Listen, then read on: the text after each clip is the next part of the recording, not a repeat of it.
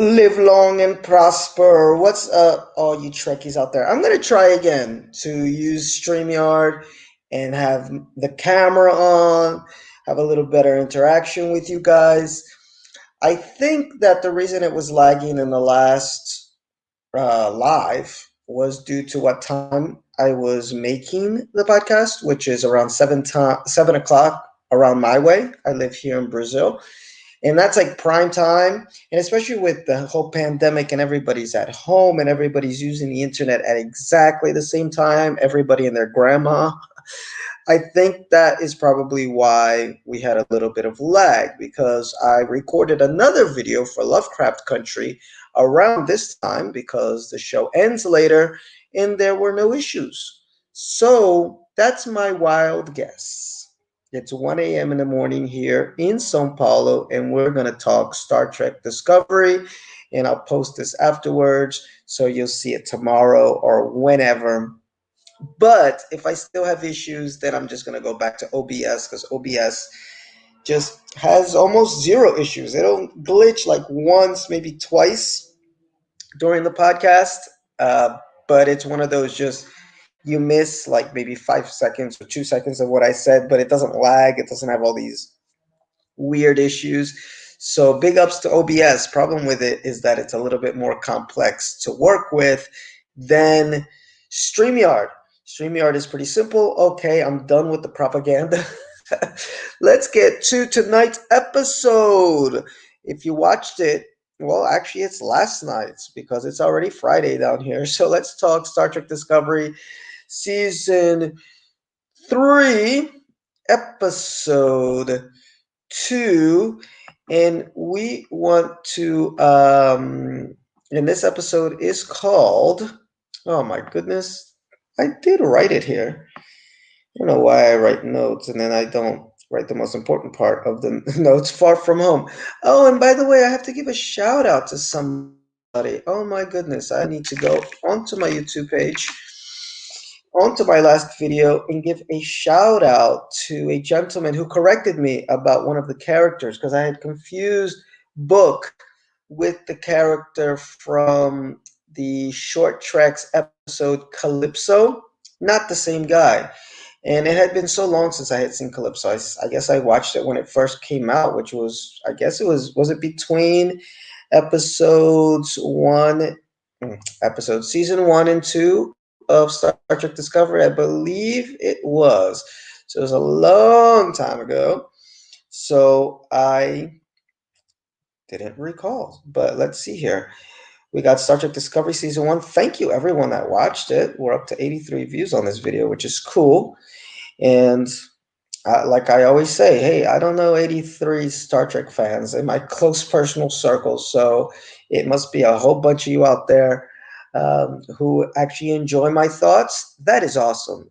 I love talking Star Trek. I love talking movies in general. So check out the page. Monday nights, we talk about, I talk with my friend Peter about what we've watched in general.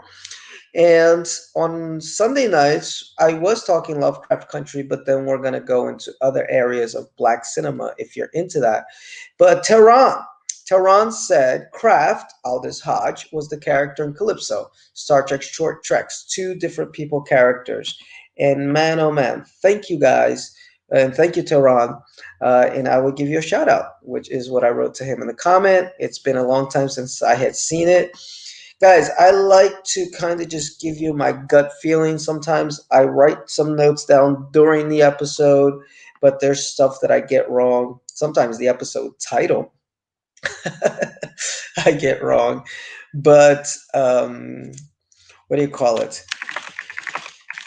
That's why I have you out there. I have you out there to correct me. Like even the title of the episode, for example, is, I thought it was That Hope Is You. That's what I said at the beginning, but then I thought it was The Hope Is You, but it is actually That Hope Is You Part 1, which is weird because I guess Part 2 is going to come later, because this episode is called something completely different. Like we said, Far From Home, Episode 2. And the ship is brought to the 32nd century. I was hoping this what was going to happen. I wish it would have lasted longer. And what do I mean? That they split the show up. We have the Michael episode of what's going on with her, and we have the Discovery episode of what's going on with them, and maybe they could have met around mid-season. But as you all know, that didn't happen. I don't want to give a full recap of the episode, but I will tell you about some things that stood out to me. One of them was the opening sequence. I loved it. Who doesn't love starships crashing? Whether it's Star Trek Generations, that's probably my favorite starship crashing, to even in the J.J. Abrams movies, those were pretty cool scenes. Or anything that's, like on Star Trek 3, The Search for Spock, that ending was really cool, where Kirk had to sacrifice the ship. Really nice. So, being in dire straits, eventually a ship being destroyed. Of course, Discovery made it out of this one, but it was such a cool opening sequence and it felt so tricky. And that's been my general feeling so far, these first two episodes, is that this show, which I expected, if you watch some of my season 2 podcast, I said the same thing, that this show is slowly finding its footing, and it's finding room to breathe, allowing characters to dialogue and to express how they feel, debate with each other. That's what Star Trek for me has always been about. It's about, we have a situation. What do you think, Spock? What do you think, McCoy? What do you think, Scotty, or anybody else in the vicinity? Star Trek TNG, even more. It was even too talky for me when I was a little boy. I couldn't get into Star Trek: The Next Generation too much because it was too talky. I'm like, this captain doesn't punch anybody in the mouth like Captain Kirk. But eventually, obviously, I got into it. Well, I shouldn't say obviously, because I know some people that still don't like TNG, which is fine. But I got into it eventually. And all the other tracks, right? We don't got to go down the list of all the other tracks where for it's always been, look, we got a situation. Let's debate about it. Let's see where we can meet in the middle, or let's see how you can sway me to your side, or I can sway you to my side, and we do it diplomatically, we do it intelligently. That's what Star Trek taught me as a young man, in which I carry on to my adulthood. And I had a Star Trek moment tonight. Oh my God, I got to tell you about a Star Trek moment I had this evening where I'm pretty sure I saved some old dude's life. I'm not sure. I'll tell you about that a little bit later. But even in my teaching, because I teach English down here in Brazil, sometimes I use Star Trek episodes or clips from them in my classes to teach debate and teach how is it that Americans or English speakers debate, how they present their ideas, how not to present your ideas, and how to do it diplomatically, etc., etc. Measure of a Man, great episode for that. So I like that this episode had that. First, it opens with the crash, and we had the old shaky, cam crash, which was great. People flipping over the comms. Man, that's Star Trek. It's cheesy, but we love it. Let's not pretend Star Trek doesn't get cheesy sometimes. It does, but we love it for its cheese as much as we love it for its pop philosophy, and as much as we love it for its true intellectualism. When it actually goes into that true intellectualism, that's what we want. We like that mix. So, Star Trek Discovery, great. You had people flipping over the comms and holding onto their chairs as the ship turned around or flipped around, right? Because they were going to crash into the planet. So their solution to not get totally burnt up and destroyed is, hey, we still got some shields functioning up top. Let's flip the ship, and maybe that'll help us not get burned up. I don't know if that science works, but whatever. We got a whole lot of Trek babble, or sorry, not Trek babble, techno babble. And Saru Man, Saru needs to be the captain. He's just so diplomatic and firm when he needs to be, and caring, and he's just captain material. I want Captain Saru. Sorry, Michael Burnham, and we'll talk about Michael Burnham in a little bit.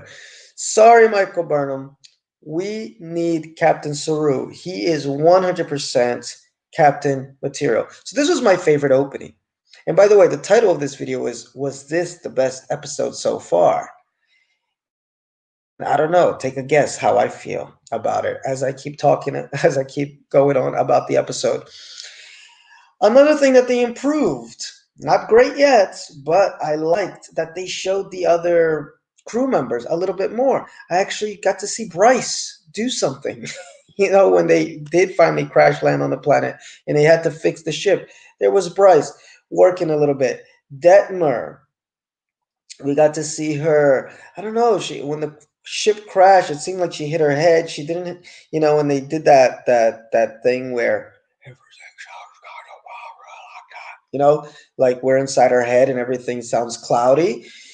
And she acted kind of weird the rest of the episode, but she went to sick bay and the doctor told her she was all right. And that's a horrible doctor. I don't remember her name, but she's got like no bedside manner, like this dead person passed by and Detmer's like, he didn't make it. She's like, no, and you're fine. Now get the fuck out of here. Ooh, I said a bad word. I shouldn't say bad word on my Star Trek podcast, even though Star Trek Discovery has a little bit of a potty mouth. But I understand that some families watch this, okay? Star Trek still is a family show at heart. So where are they going with that? If they're trying to do a PTSD angle, I think it will be absolutely awesome because they don't deal with that so much on Star Trek aside from Star Trek Deep Space Nine. They did a beautiful job with that with the character of Rom. Rest in peace. The actor who played Rom, which I should know by heart, right? Rom, actor DS9. Let's go. Oh, not Rom. Sorry. Aaron Eisenberg. Yes. Nog. My bad, guys. But yes, they did a wonderful job with that. And yeah, it was one of the first, if not the only, Star Trek show to really deal with PTSD during the war. And why wouldn't somebody be affected by their ship crashing, leaving the past, going into the future? We can't just do, okay, on to the next adventure, reset button, right? Which is probably the worst quality of Star Trek The Next Generation. And possibly Voyager. Voyager had a really, really good opportunity to do something a little bit more serialized, and they really didn't. They had that A Year in Hell, which was a really nice episode. And I think, if I'm not mistaken, I read somewhere that the original plan was to extend that over a season, but then they were like, I guess they chickened out last minute and they just made it. Was it like a two-parter?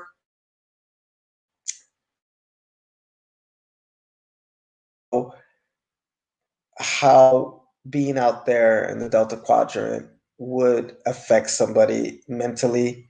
Had a few touches here and there, but they didn't really get into it that deeply. It'd be cool if they did that with Detmer's character, but it was kind of weird the way they presented it. Didn't, but they went back to it at the end of the episode, so I'm guessing she's just really affected by it because they said she didn't have a concussion. Unless it's something like maybe troll got into her electronics, her implants. I don't know. I hope it's not something like that. That would be kind of silly. But cool that we got to see a little bit more character development for her. We got to see Bryce do something other than just stand there and look good. And Owasenkun, I don't know how to pronounce her name again. I should because they should have done more with her by now.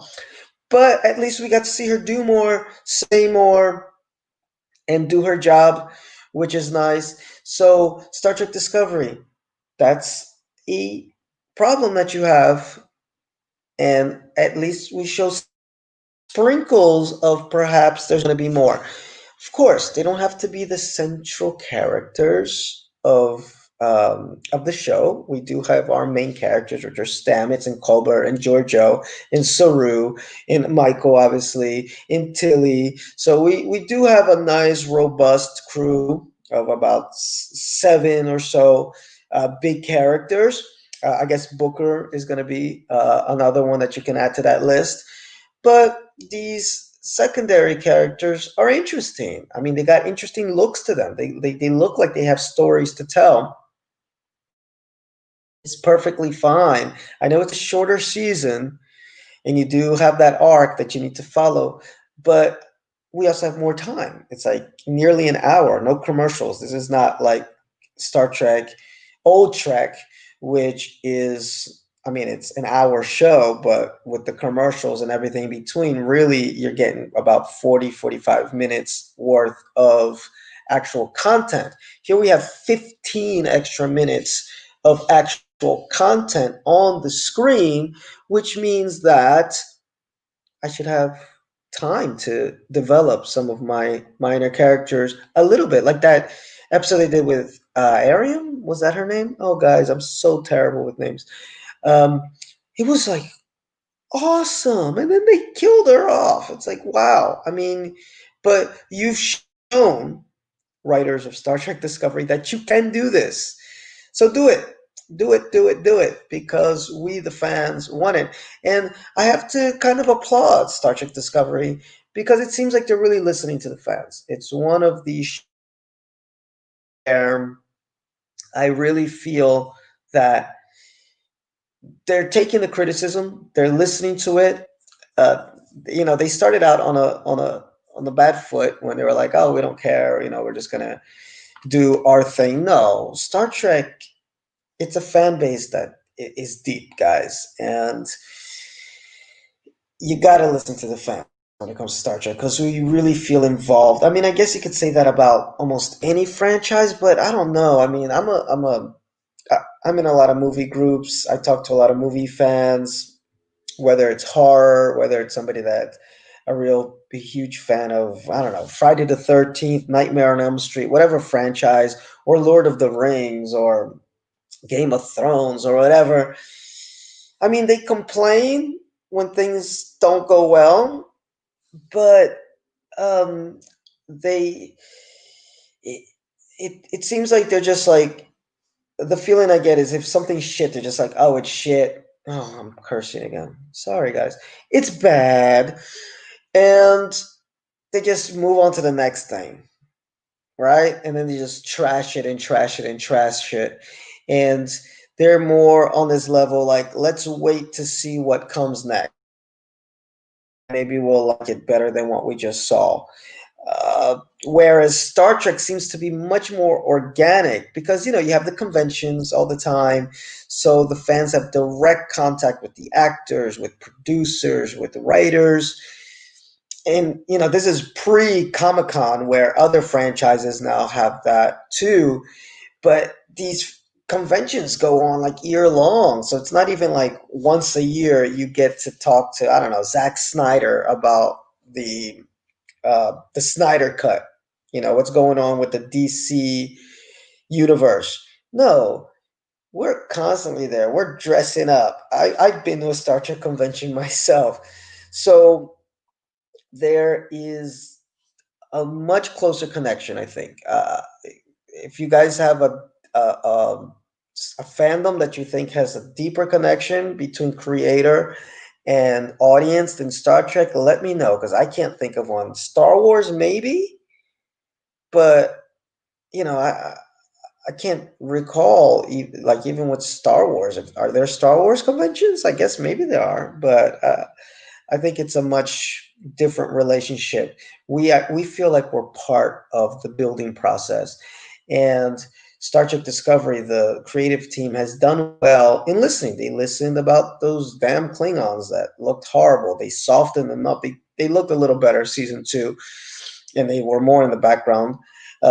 They listened season three. We're in the future. That was one thing that people said way in the beginning, like, why are we in the past? It should be in the future. Although I think there's a reason for that, which involves the fact that they needed to bring in fans that were familiar with the JJ movies, which took place around that Kirk era, and which are new fans. And if you put something way out in the future, post Picard, you're getting a nice chunk of fans, but most people would just be lost. They're like, oh, I know people that movies will probably never watch another Star Trek shit from the 90s or before. If you told them Worf, they would be like, Woof, woof, dog? They wouldn't know who these characters are.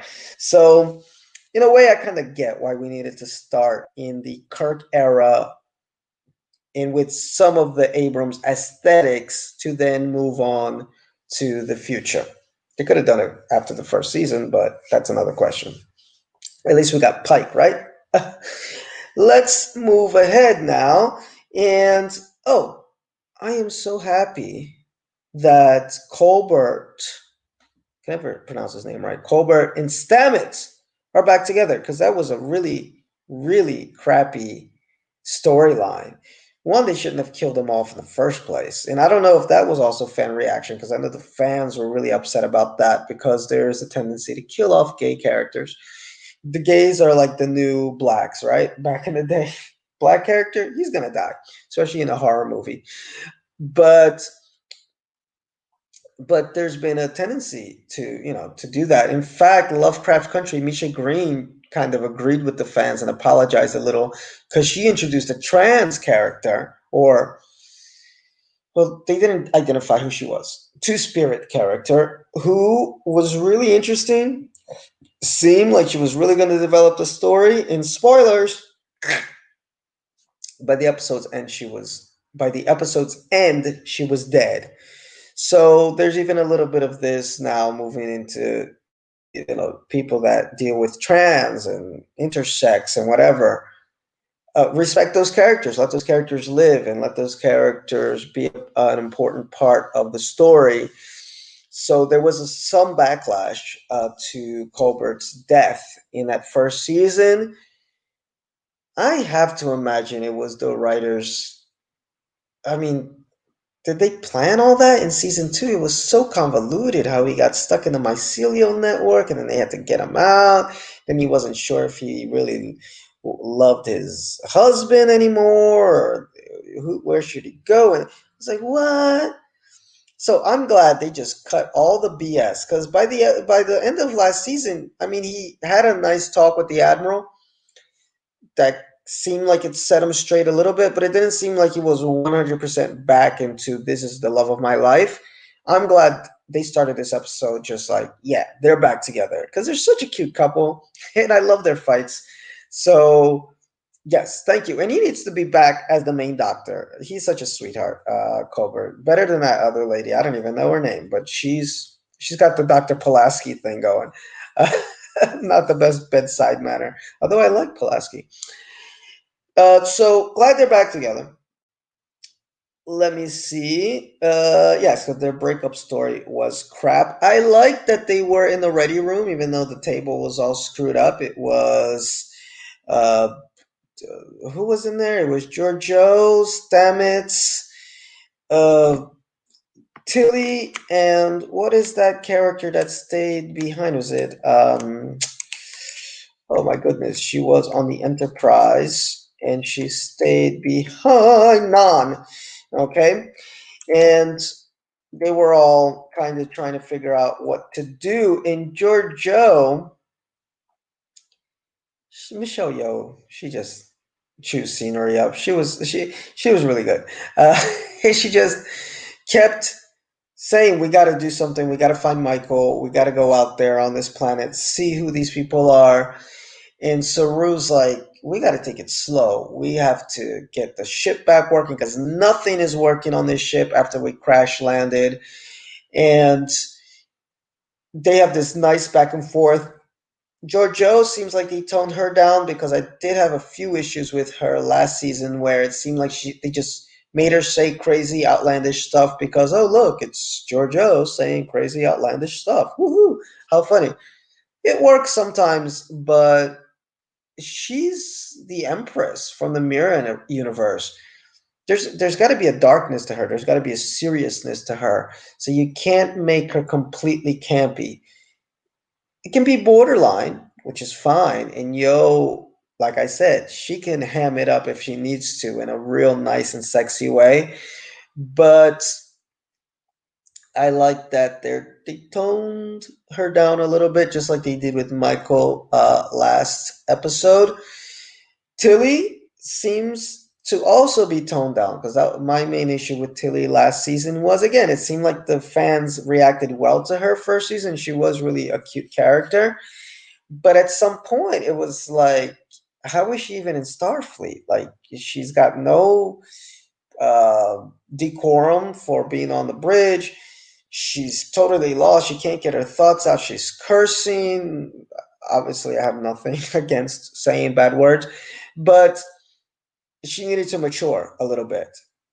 I'm glad this time warp, whatever, seemed to have matured her a little bit. She even caught herself a few times when she was about to say a bad word, especially in that scene. It was so funny because Giorgio is just trashing her at every chance she gets, and she looks and she just kind of standing there. Giorgio is trashing her to Saru, and she's standing there listening, like, "What's going on?" And then she's like, "What the?"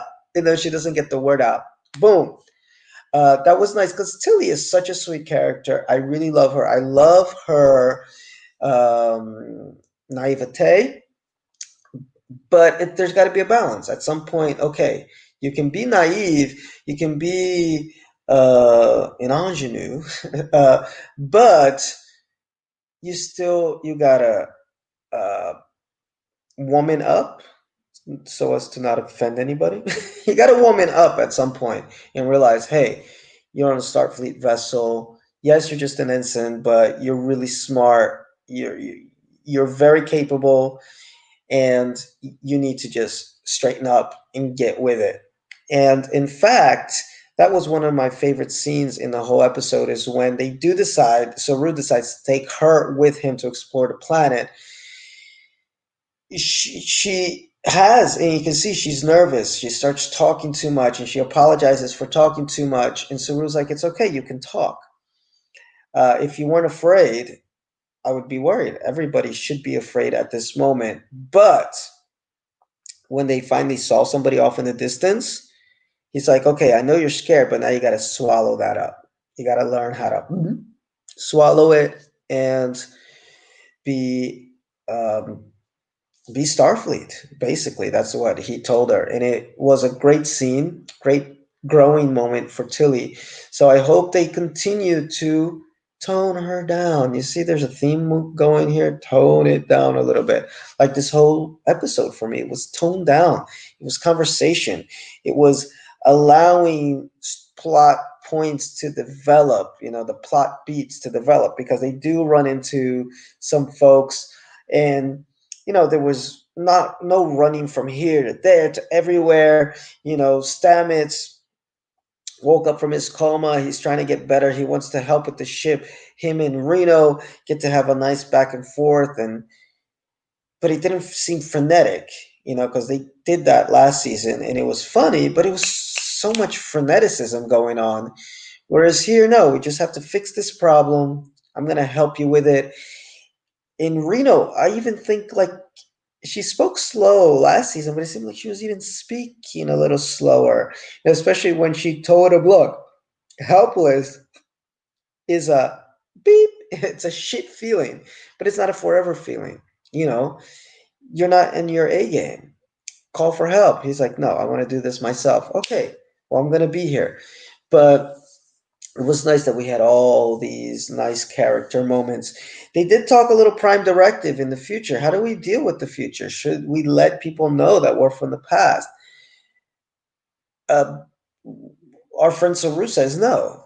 Joe thinks otherwise. So that was a nice little debate. It was cool that we had a prime directive debate for the future because, hey, uh, we're way past our timeline. How do we know we're actually could be the less advanced civilization or people out in the future. So it was cool how we had like a prime directive in reverse type thing, because at the same time, it's like coming from the past, we could still somewhat affect some things that could happen in that present in the future, which I'm not sure I agree with because, well, unless they ran into a completely, yeah, I guess you could run into a non-warp culture, but they had kind of figured out that uh, they had starships. They didn't have dilithium, but they had starships. So this wasn't a pre-warp civilization on the planet. So although I liked where he was coming from, I didn't quite agree with it, but that's fine. I think that's what Star Trek is about: putting ideas out there, agreeing, disagreeing, and let's see. When they get in, finally, Saru and our friend Tilly go out there, try to explore. They find a little. I guess I'm gonna call it a bar, a saloon. The guy had those cool individual transporter. He transports them up there. Is this guy called Kel? He's a cordon, and they don't have a name for the planet. They just call it a colony. It's like a mining system, and it had a real Western feel to it. Like there's a scene at the start where they're all kind of putting their hands down, kind of like waiting to who's going to draw their guns first. And Tilly, she did a good job at calming everybody down and letting them know that there's Starfleet. And we find out that Kel had been waiting for Starfleet for a long time. And eventually, Saru was like, okay, we're going to be willing to help you, which was really nice of him, very Starfleet of him. And Kel was like, yeah, this is what I was waiting for. This is Starfleet. This is what they do. They help people. And it's funny because at this time, Saru and Tilly don't know that there's no more Federation. So they're a little confused. Like, why wouldn't Starfleet have come out here to help you? So it'll be interesting as this develops how they're going to deal with it.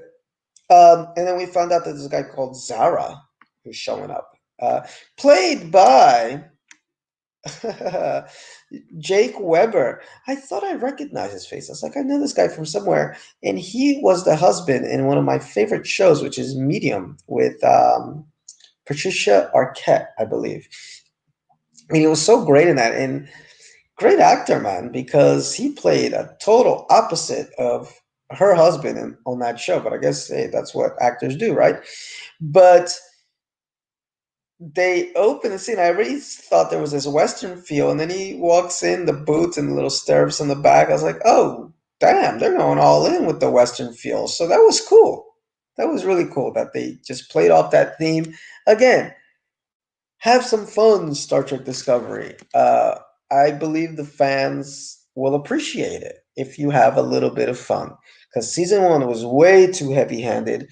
Season two, it wasn't as heavy handed, but it didn't have that much fun. Like even the light episodes were these very um I shouldn't call them light episodes because they weren't light. They were heavy as far as, they weren't that frenetic in darkness of season one.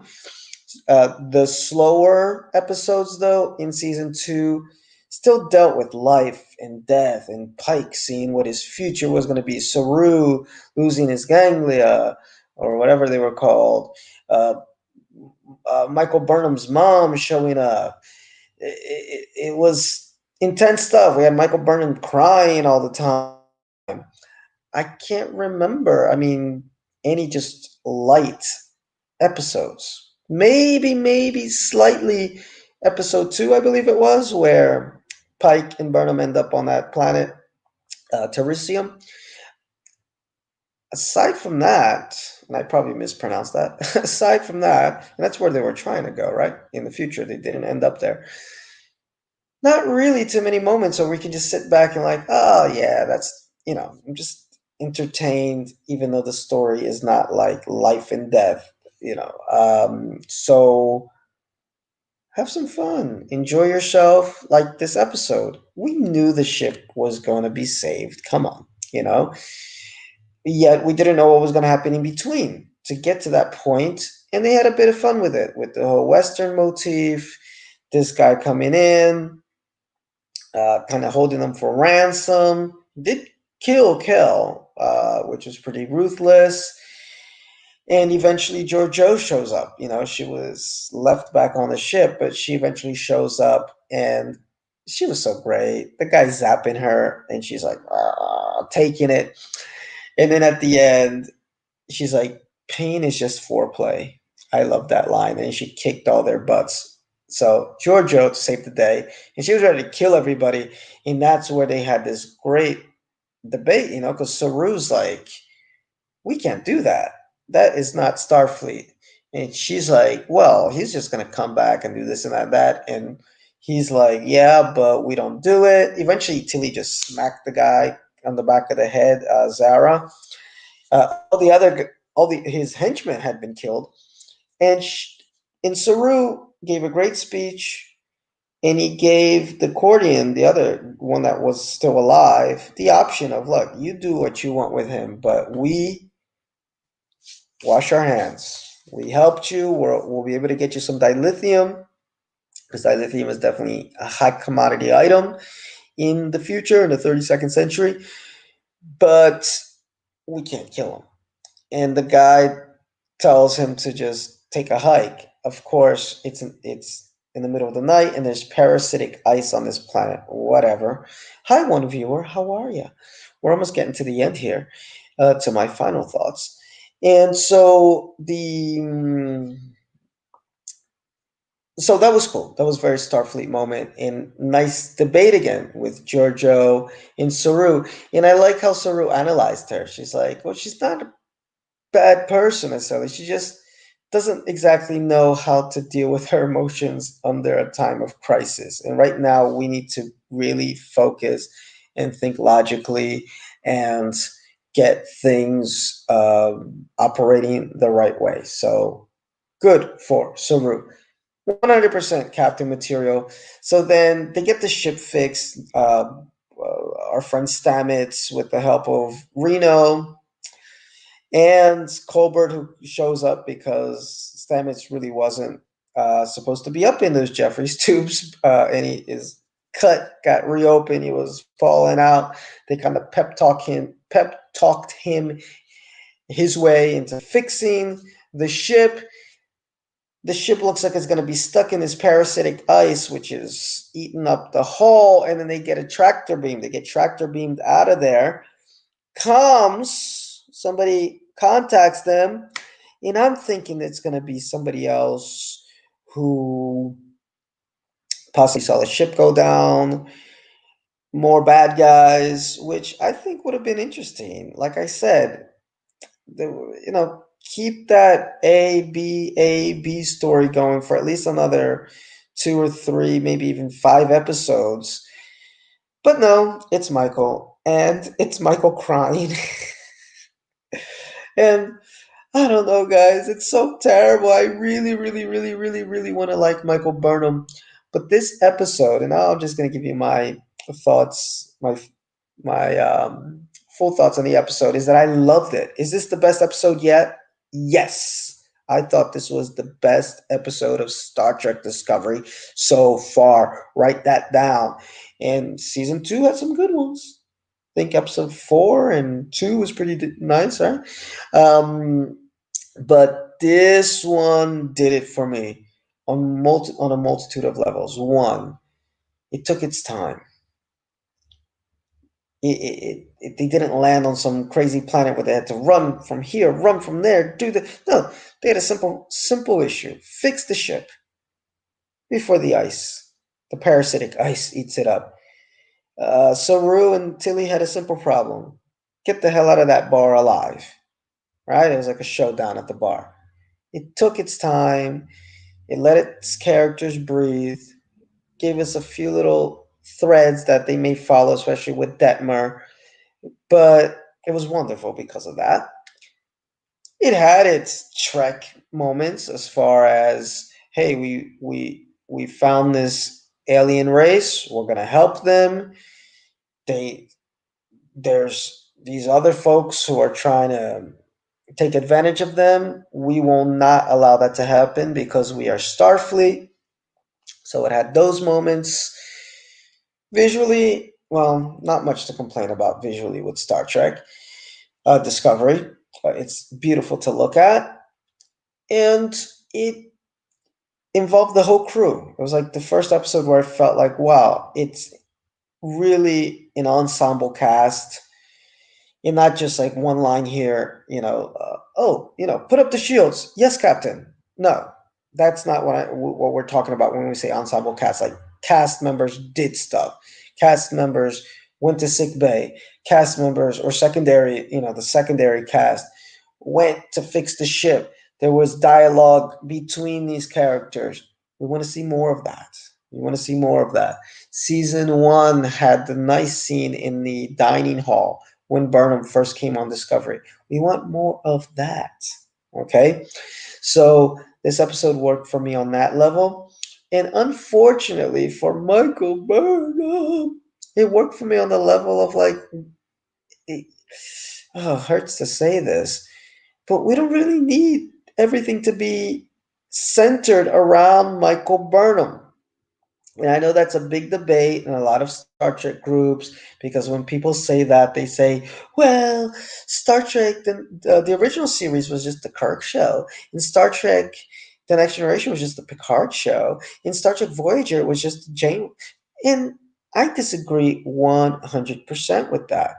Yes, especially with TOS. TOS, you can almost make the argument for that because, yes, it was the Kirk, Spock, and McCoy show for the most part, right? But that's the way TV was written back then. It's hard pressed to find shows that developed their supporting cast. They were there for comic relief or, just say a funny line here and there. So Uhura 70% or more of the time is just there with her little earpiece saying, yes, Captain, or in the background, or Sulu didn't have a lot to do, a lot of lines. So, yes, you could argue that. Even still, they had more memorable moments. I can think of a lot of memorable moments with Uhura, whether it was her singing or in the mirror the mirror episode. Okay, whatever. The mirror episode where she's all evil and Sulu's.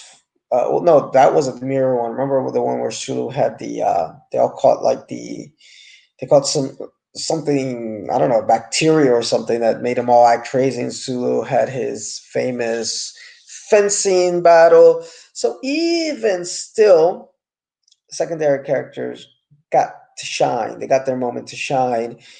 Now you move on to TNG, guys. I'm sorry, that argument just doesn't fly.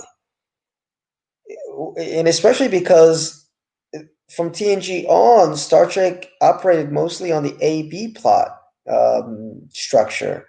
So A plot sometimes, yeah, it definitely would involve the captains from Janeway, Cisco, Picard onward. Notice I didn't mention Star Trek Enterprise. I'm trying to get through Star Trek Enterprise. I love Scott Bakula, but haven't gotten through it yet, guys. But it would have the A plot, which, yes, mostly centered around the bridge crew, and the captains are 100% Captain Archer. Part of that, but it would have the B plot, where it would be Geordie LaForge trying to trying to get a date with the holodeck woman, or Deanna Troy being raped is pretty much, or by a alien entity, or Tuvok and Neelix trying to figure each other out for somehow, or Odo being stuck on an elevator turbo lift with Luxana Troy, whatever. A, B. So all the other cast members down to, I mean, well, Star Trek DS9 was just incredible, but even a character like Garrick, he was just a tailor, got so much screen time and development that you can't say Star Trek DS9 is the Cisco show. You can't say Star Trek TNG was the Picard show when they had. I mean, that's what most people don't like about the early seasons. We got a whole bunch of Wesley episodes, but we had Riker episodes. We had Tasha Yar, and how she was developing a relationship with Data episodes. We have Beverly Crusher episodes, even. I mean, she wasn't one of my favorite characters, but she was nice. I like Beverly Crusher, and it would give her something to do. Remember when she fell in love with the Trill, and that was kind of a weird moment for Star Trek, right? Because then when the Trill went into a woman, she's like, ah. So yeah, doesn't fly that argument. Whereas Star Trek Discovery is 100% the Michael Burnham show, and she is the center of everything. She's the savior of the universe. She ended up being the Red Angel in the end. I was like, come on, it could have been anything else. I mean, it was her mother, but that was like a red herring. Ends up, yes, I'm the Red Angel. Uh, she started the Klingon War, pretty much helped end it. So it's like everything has been the Michael Burnham show. And I have a feeling it's going to continue to be like she's the one that's going to bring the Federation back. Hopefully, there will be other players involved with that. But this episode proved that, hey, this is a very capable crew and a very interesting crew. And a, what do you call it? A light crew, which I thought was important. Because the minute she comes in, it's like everything's so serious. Like, I've been waiting for 1 year for you guys, and I'm here. And it's like, she always talks in this voice like this because everything's so serious and so dramatic. And she was almost crying again. And it's like, come on, please. It's been a year. You think in that year, her and Booker were getting it in, Maybe that lightened her up a little bit. I don't know. Forgive me if that sounds sexist, but shit, some good sex will relax you, regard if you're a man or a woman or however you identify yourself. Some good sex will do it. So I need, and I think a lot of the fans need. It's not that we don't like Michael Burnham. It's just we don't like how she's written. It's just like everything is like so serious. And yes, they're in some dire straits. They're out in the future before they were, Control was after them and they're searching for some red lights. And the first season there was a Klingon war. So, yeah, there's serious things going on. But you can still, I mean, DS9, they were in the middle of the Dominion War. They still had time to go drink at Quark's. Okay? So, and Cisco, as stoic as he still could relate to him, and he still had these light moments, and he could still laugh with his boy, with Jake. I mean, one of the best interplays in that series was this relationship. So please, writers. I mean, the season's over, so it's I can't plead, but let's hope that Michael lightens up a little bit, moving ahead. I doubt it. And seeing her at the very last second of this episode was such a downer. I was like, this was such a good episode until she showed up with those teary eyes, like, you guys, I've been looking for you. I found you. I found you. She never projects, right? It's always, I found you. I found. It's like, oh, mega eye roll to the back of the head. It's like, oh God, it's her again. So let's see. Let's see. Hopefully, by the end of this season, I'll be able to say, all right, her story arc is the fact that she lightened up. I would hope. Okay. Took me about season 3 to start liking Cisco too. Hey, and I mentioned this last week. Hey, first 2, 3 seasons, Picard was a bit of an asshole too. Janeway was way too harsh through season. When she got rid of that space bun, the anti gravity bun, she was still Janeway. She was still rocked, but you got a sense that she became a motherly figure for the crew. She became awesome. I mean, I love Janeway. Um, so it's possible. You can still be a woman. You can still be a woman. What I'm trying to say is, sometimes folks don't know how to write women characters because they feel like if they're women in their action, they have to be rough and harsh and all the time. And it's like, yeah, you don't have to be all the time. I mean, a woman can also be caring. I mean, look at Georgiou. I mean, she cares for Michael like a mother. She's still a badass. She still knows how to laugh a few things off. Everybody does on this crew. I mean, even Saru has his chill out moments, right? And he's super serious. He's the closest we have to that I'm not human. What does it mean to be human character archetype that Star Trek always has, whether it's Data or Spock or Odo, onward and onward. So, or the Doctor in Voyager. So let's see. I guess Michael is that character, but she's like the lead character. They need to make her more likable. And again, I some people get triggered by that. Some people think it's sexist to say that, or it's because she's black. They say, no, it's not. Okay, and you can give evidence from other series where they started out with a character like that and they were able to fix it. They got to be able to fix Michael Burnham because I really want to love her. I really do. I'll say it again. I wasn't that happy when she was contracted for this job because I do follow The Walking Dead and I did not like her character in The Walking Dead for basically the same reasons because she was just grieving all the time. Her brother died, and for 3 seasons, she was just angry and grieving. And I guess that's what they wanted for this season. They said, oh, look at her. She does a really good angry and grieving. So I think maybe we should hire her for Star Trek Discovery. Yeah, but I don't know. Doesn't work for me. Doesn't work for a lot of folks. They last episode it was a little bit better. They worked her a little bit better. She was a little bit lighter, a little bit less crying, a little bit less emotional wreck, but they got to do more. Okay, they got to do more and just make her a likable character. Okay, that's it, guys. Oh, and I said I was gonna say how I had my Star Trek moment.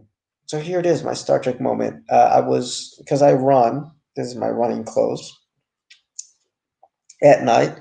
Heading to the bus stop, there's an old man just lying on the street, foaming from the mouth. Nobody's doing anything because people apparently just like to just stand around while people are dying. One girl was calling an ambulance, which was nice. And man, I just did my best Starfleet jump into action. I was asking the people, hey, you know, how long has he been here? Is he choking? You might want to turn him on his side. Nobody was doing anything. So guess what? I turned him on his side. I pour some water, put some water on his forehead because he was foaming at the mouth. He was vomiting and foaming. It was like thick, disgusting, like very thick vomit coming out, like gooey. I don't know what the hell was going on with the guy. He was convulsing a little bit, so poured some water on his head, wiped it on his head, uh, turned him on his side. He hadn't fainted, so I was just worried that he would choke on his own vomit. And I, just stood there while the lady called the ambulance. It took about an hour to get there, so I just stood there with the old man he was just knocked out. We were trying to get him to say his name, get him to say something. He wasn't passed out, but he was definitely knocked out. And our theory was that he had drunk a bit too much, and he just collapsed. And the ambulance came, and the ambulance guys didn't, it was two guys and are trying to lift them up. They couldn't. I had to help lift them up. So again, I'm not trying to toot my own horn, but um, I just don't like it when people stand around and do nothing when someone is in peril. I mean, all right, I'm not gonna say I'm a Superman, so if I saw somebody getting mugged at gunpoint, not sure I would run into that situation. But if I see that there's no immediate danger to myself like that, because most of the time in a situation like that, you don't want to aggravate the situation, right? Somebody's getting mugged. Hopefully, all they want is the phone in the bag, and they're off. So I don't suggest anybody jumping into a situation like that. But if you see something off, like I have seen this one dude, I was with my little brother. We were gonna go play tennis, and he was just screaming at this girl. Da-da-da. And I just stepped up. I was like, "Is everything okay?" And he just looked at me. He's like, "Yeah, yeah, yeah, yeah, yeah." But man, I had my tennis rackets with me. I was like, if this motherfucker, it's late, guys. This motherfucker does anything to this woman, he's about to get some, Serena Williams serves to his head. Pete Sampras serves to his head. Um, but hey, it's the Starfleet in me, right? I couldn't help not helping. So yes, Star Trek has taught me diplomacy and it's taught me to help those that need help.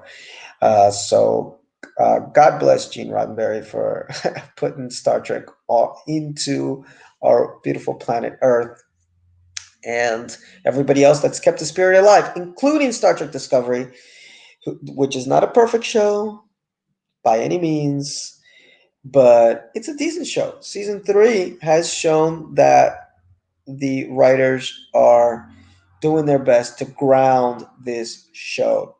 This episode, they literally grounded the ship. And this is going to be a season of exploration, hopefully. What's out there? How did the burn happen? What alien races do we need to watch out for in the far future, the 32nd century? Is it the 32nd or the 33rd? So we have the capacity, 32nd century, to really have a beautiful season 3 where we can have this thread run through it. Doesn't have to be this immediate danger because the burn happened, dilithium crystals don't exist, but it's not an immediate danger. There's a bit of lawlessness due to the Federation not being there, but it's not like the universe is going to end tomorrow. They've been doing all right for themselves for about 100 years or so that they said the Federation wasn't there. So, yes, we can find out the mysteries of what's going on in the far future, but hopefully this leads to some episodic stuff, or we can have quiet character moments where they're just out there exploring. It can be like a Star Trek Voyager type thing, but with actual repercussions to actions, people actually remembering what happened the episode before, hopefully. So, guys, we're coming up to the hour mark. I swear I only wanted to talk for 15 minutes, but I don't know if I'm capable of that. That might be my character flaw. Like Michael, she's too emotional. I can't shut up. Thank you, everybody that's watching, that has watched, and I will see you next time. See ya.